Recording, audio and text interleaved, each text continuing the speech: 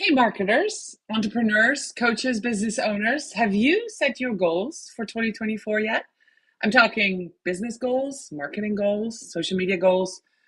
How do you expect the digital world will shape your goals and strategies in the coming year? Whether you're looking to revolutionize your business, right? Stay ahead in your career, or maybe just keep up with the rapid pace of digital change, understanding the upcoming trends is crucial. In today's episode of Strategy Talks, we're diving deep into digital innovation and trends for 2024 with Krista Neher, an expert in the world of digital marketer. Why don't you join us?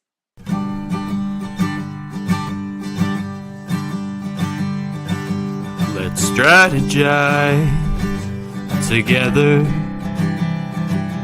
Let's hear it from an expert. Join the conversation, it's informative and free. You and me, let's talk some strategy.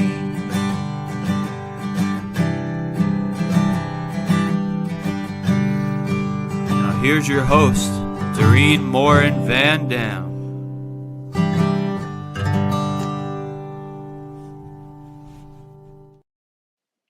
And yes, I am here. Strategy Talks is live for season 3. Let me introduce you to today's guest, the first guest of 2024. Hi, Krista. How are you? Hi, I'm great. Thanks so much for having me. That's awesome. I'm so glad you're here. And I'm just realizing that we don't have our names up there. So let me see if I can fix that real quick.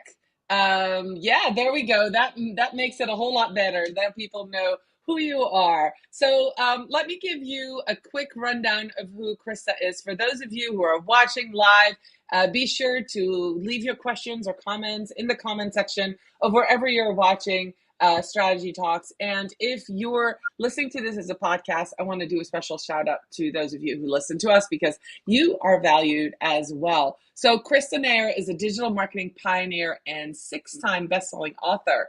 As the CEO of Bootcamp Digital, Krista brings over 20 years of industry experience and has shaped digital strategies for top companies like Meta and Nike. Recognized globally for her expertise, she's a sought-after speaker and the creator of a leading digital marketing certification program. Krista, how are you this morning? I'm doing great. Now, where are you joining us from? I'm on the East Coast. Those that have watched Strategy Talks before know that I'm in Vermont. Where are you located, Krista? Yeah, I'm also on the East Coast. I'm just a whole lot more south than you are. So I'm in sort of Fort Lauderdale, Miami area. Okay, so you're a whole lot warmer than I am. I have snow on the ground. That's awesome. Yeah, so we're going to talk about digital trends and insights for 2024. So if we're talking about what's coming up, if we look to 2024, Krista, what emerging technologies do you think will have the most significant impact on digital marketing strategies? And how can businesses then prepare to integrate some of these things that are happening?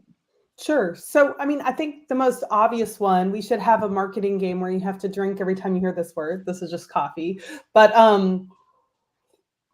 every time you hear the word AI, you have to drink, right? These days. But you can't deny the impact that AI is going to have on how we go about our work. And I think there's a lot of noise and hype in the system right now. But the truth is that businesses and individuals using AI will replace those that aren't.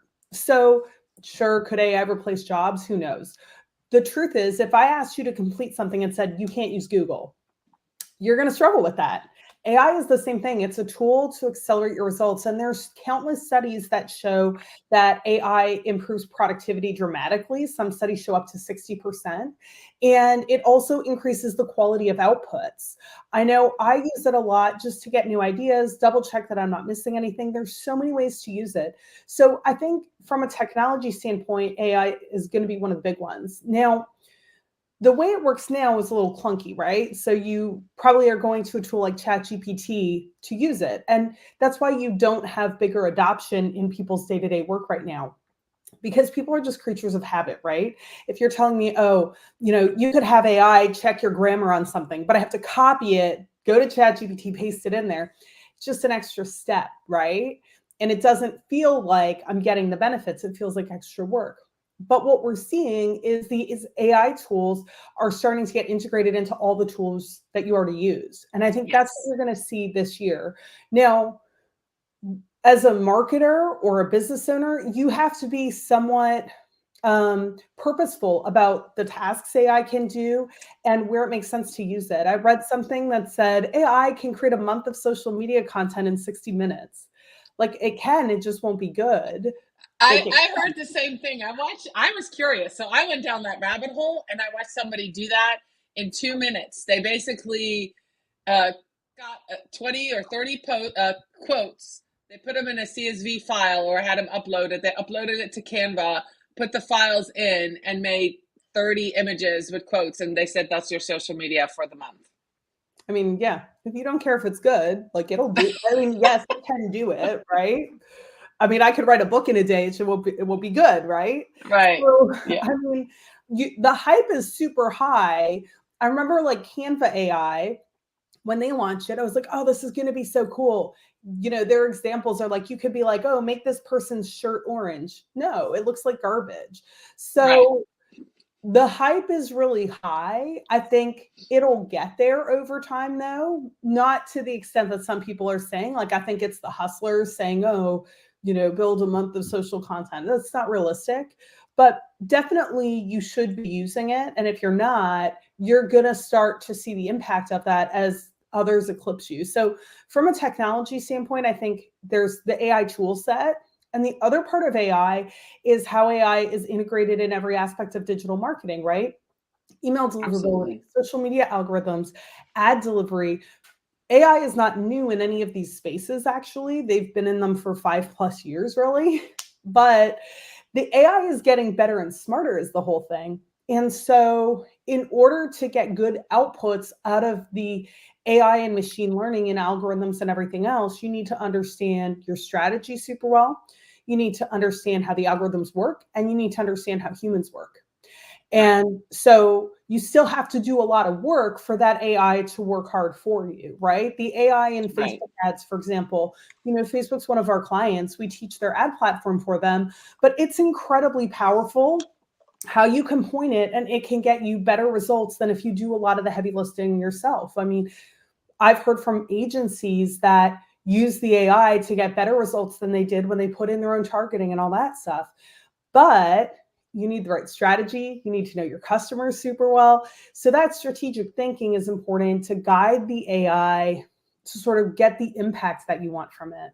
Right. And isn't at the end, you need to have a human to sign off on it, right? You still need human eyes on there because we can't trust AI 100%. Even if you're running ads and the ad sets are doing well, you still got to check things over and you got to adjust and you got to analyze. So Right. absolutely. I love that what you said about it being integrated everywhere. I'm seeing it literally in just about every tool, especially the tools that I paid for, but it's in basically any tool that I use, and it is making my work as a content creator a lot easier.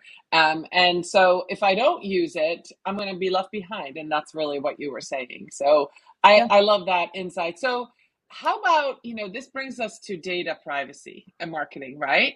So now we have all these increasing concerns. New York Times is suing OpenAI and Microsoft. How do you see digital marketers balancing that need for that personalized marketing with respect to consumers' privacy? Are there any strategies? What are you doing at Bootcamp to make sure that this is something that you take care of, that you make your clients feel comfortable? Yeah, so there's two aspects of it, right? One is the sort of privacy and copyright issues associated with AI. The other is the consumer demand for privacy, right? Which is somewhat geographic also. Like Europeans are much more interested in privacy than Americans, for example. Yes. So let me talk about AI first, right? Responsible use of AI is vital. So one of our most popular courses right now is about responsible and ethical use of AI. And the reason that's so important is studies show, I think it's like 60 or 70% of people are using AI for their work, but they are not trained and they don't understand the risks behind it. And so if you think about it, there's a lot of copyright and intellectual property issues. The first is like the New York Times blocking it. What's the data set that's used to train the AI? And is that acceptable use of that material. So it's important to understand the AI tool that you use and what it gets trained on. So for example, Adobe's AI, because look, Adobe works with creatives and agencies, they can't mess this up. So Adobe's image AI is only trained on images they own the copyright to. And that's to respect the creatives that they work with and probably to keep everyone out of legal trouble. So knowing that that's how Adobe's training their image AI versus, for example, Midjourney and ChatGPT, they don't have such restrictions on how their AI is trained. Looking at what the training data set is for an AI tool you use is really vital. The second thing, I know some of your audiences, agencies, understanding the copyright issues. So you don't own the copyright to anything you make in AI. No one does. So for me, that's not, as a small business, I don't really care. It's a non-issue for me, right? The problem is, though, as an agency, if you're passing work on to clients, you can bet they assume that that is their copyrighted, only they can use it. But the truth is, let's say you made a great image in AI that a client has on their Facebook page. Legally, anyone else can use that image, including their competitors. So as an agency especially, it's really vital that your clients understand if and how you're using AI and the risks that it creates, because that's true of both text and images. You do not own the copyright to this stuff. So it's just important to understand that and see if that creates risks for you. Again, for me as a small business, I don't really care, right? Half my images are stock photos that anyone can use anyways, right? A Canva template, it's used by a billion people. One of our pictures that's on our website, I just saw it on a Holiday Inn billboard. So right, we have appropriate copyrights, but not exclusivity. So you just got to decide if you care and know what those risks are. But the other thing I think with marketing too is people do care more about privacy. There's more legislation around privacy and data and how it gets used. And we're also seeing, even in the US, people care more and more about this stuff. I posted, there's this AI device that's like a wearable that you can use. And the first comments on my Facebook post were like, I would want to know how it processes the data. I'm like, man, that was not even on my radar, right? So I think you need to also think about the consumer privacy aspects. And a lot of consumers don't understand how digital marketing works at all, right? I can't tell you how many people, if I go into a room, any room, and I'm like, who here thinks Facebook listens to them to display ads? 50% of the hands go up, at least. And I'm like, guys, it doesn't. I promise you it doesn't. Not because Facebook is a client, but because of like math and how the world works, among other things, right? And people will swear up and down. They'll be like, no, let me tell you the story about how Facebook listened to me, right? And they have all these issues. It's just that the algorithms are so good and the data you do openly and theoretically knowingly give them access to is so strong. It seems like they're listening to you. And people take offense to that a little bit. So as a marketer, I think you do need to be careful about how you're showing people that you respect their privacy, because people care about it more than they ever have. Right. No, absolutely. And it's probably of note to mention that both you and I have lived in Europe, you more recently than I have.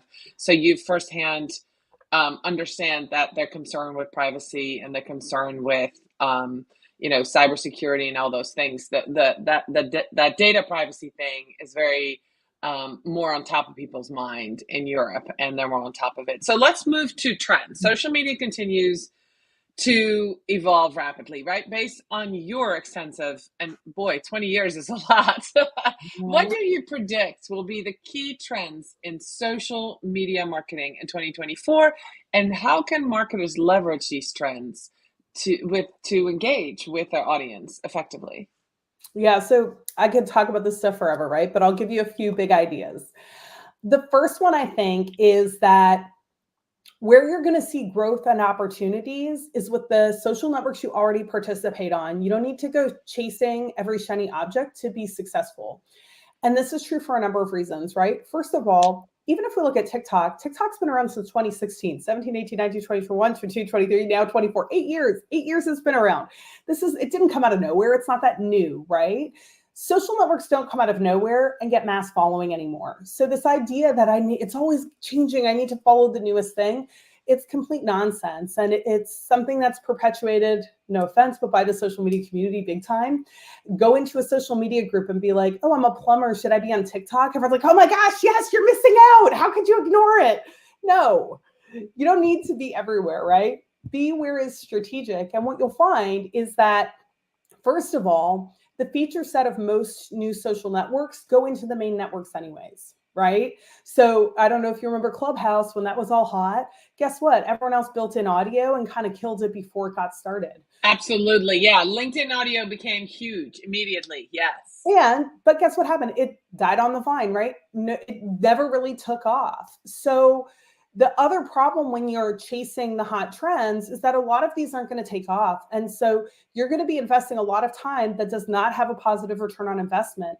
If you're a big company and you got time and money for that, do it, right? We need innovators who take a risk and learn. But if you're a business focused on growing your ROI, stay away from this nonsense. The other thing is that in general, if you're already on the biggest platforms, you'll have audience overlap on those new platforms anyways. Here's what I mean by that. Take Instagram, right? Let's say you're on Instagram, you're doing a great job, you're killing it, you know what success looks like. Then somebody's chirping in your ear, you need to be on TikTok, you need to be on TikTok. And you're thinking, oh geez, am I missing out? Here's the deal. Most of the audience on TikTok is also on Instagram. So TikTok could be a good tool, and it's a great tool for certain businesses. I'm certainly not trying to say TikTok is a waste of time. What I am saying, though, is that if you're already on a channel that reaches that audience, what is the benefit of adding that second channel where you don't know how to succeed, you need a whole new type of content, and frankly, you're not likely to get a return on investment until you're out of the learning phase there. So I think marketers need to consider where they can get the best return on investment. And we're always drawn toward new things. Marketers like to create, but your best return will come from the foundational networks, the foundational channels that are proven for success. This is just how simple it is. So yeah, no, absolutely. I agree. Yeah, look in the networks you already use for those opportunities because they'll build them out, right? Be the first in Reels versus worrying that you're missing TikTok is how I would think about it. All right. So yeah. I love it. Let's move to, as we enter 2024, how do you see content marketing involving that piece? Are there particular types of content or storytelling that you think will dominate? You just mentioned Reels. Is there anything that you see popping up? What new features are you expecting? I guess that's another good question to follow up on that. Do you see any of the major social media platforms copying things from other tools to kind of effectively kill it, kind of like what happened with Clubhouse, or what are you seeing? I mean, I think we're still at the beginning of the vertical video play. Maybe not the beginning, but the middle. So I would, for me, that's where I would be betting in 2024 because so many businesses still aren't using it. It's what you got to be careful because it's based on a different algorithm. So vertical video, whether it's on Instagram, YouTube Shorts, or TikTok, it's based on a discoverability algorithm, right? So what makes it interesting isn't that it's literally a vertical video. People have been making vertical videos for a long time, right? What makes it interesting is it's a discoverability algorithm. What that means is that on traditional Instagram, the people who see my posts are the people who followed me, right? 90% of my views are going to come from my followers. On Reels, 90% of my views come from people who don't follow me.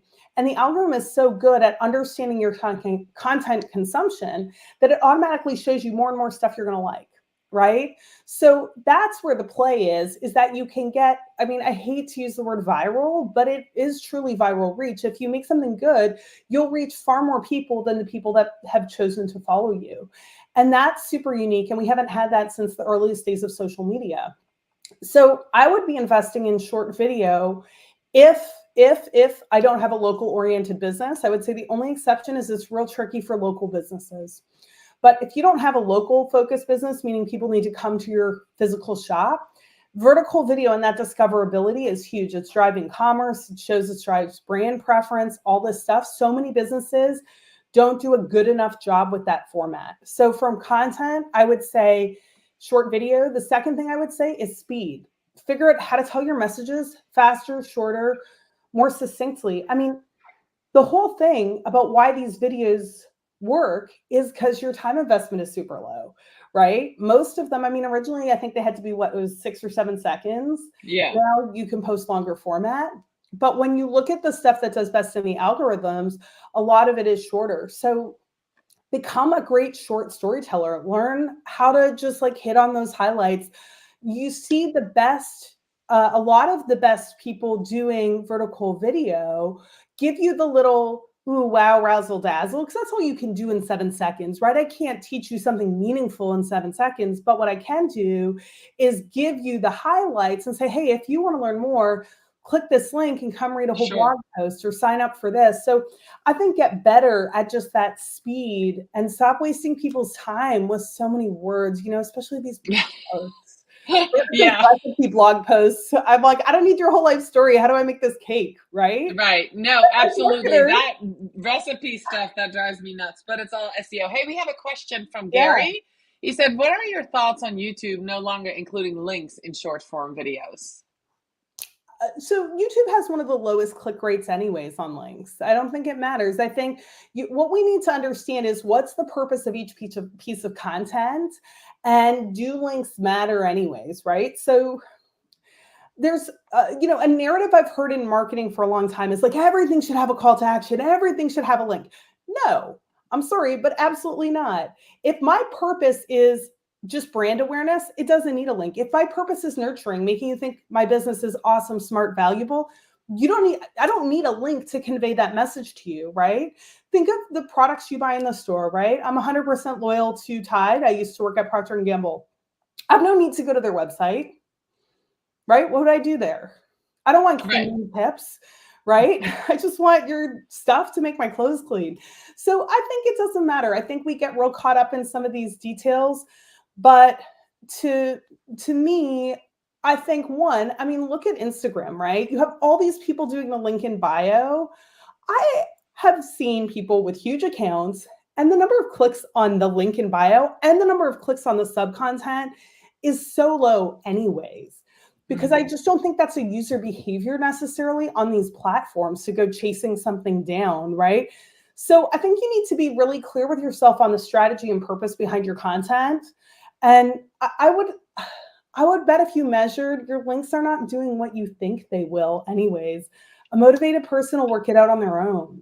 I was going to say that's actually going to be my advice to Gary and to anybody who's worried about that. If you deliver the right kind of content to the right people, they will find a way to DM you. That's where a lot of conversations are taking place. So even if you don't have that call to action, if you have amazing content or you have amazing information, they will want to know you and they will connect with you. They will follow you on LinkedIn. They'll talk to you. They'll come to your DM. So I think that's less of a question. Now Gary has 2 follow-up questions. He says, I tell us to link to larger form content, but I'm not seeing any benefit. And then he says, for TikTok, we established a vanity URL that goes into every video until we can add links. So, that's a strategy, right? Do you have any data? I mean, that would be my question. Like, what kind of click through, as Krista was saying, right? Are you seeing the click through? Is it worth it to work on those things, or is it better to build that audience on that platform, and then once every so many weeks say, hey, by the way, I have longer videos here. Go follow me here, kind of thing.